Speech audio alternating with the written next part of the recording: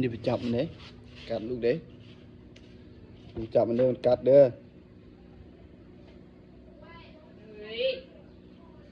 ลูกยางเหรอตีนเหยียบไหมเหยียบร้อย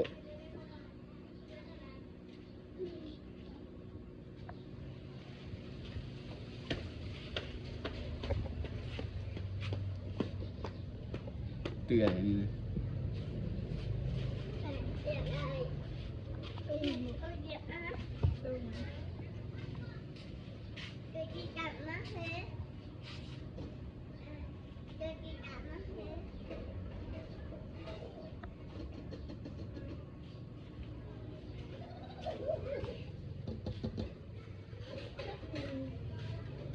แต่งดีๆในท้อ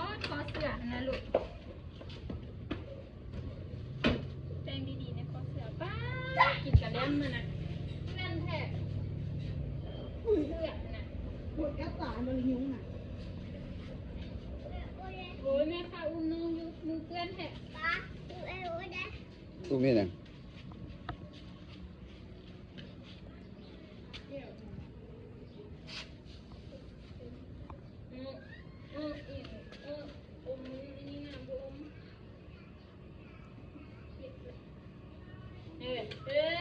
ตดออกว่ามันนี่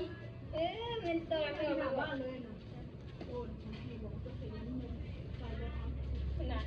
ตัวตาไปใส่ปลาประตูได้ไม่ได้เป็นน้ำในป้าช้ำไม่ได้เป็นน้ำในป้าช้ำใครบอกฟังตัวนะโอเต้นเบิ้ง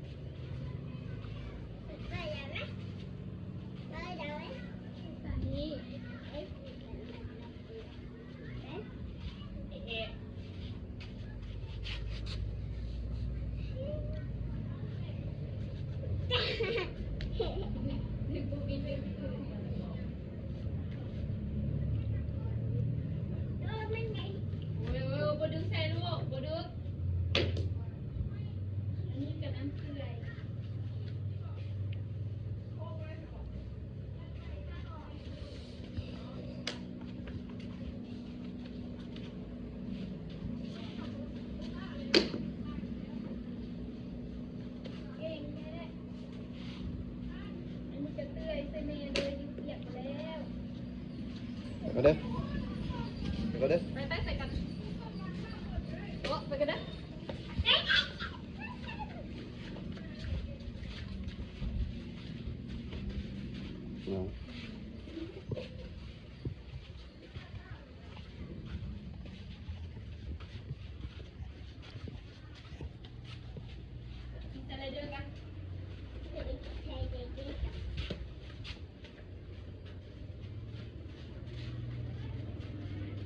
ถอยตำมัน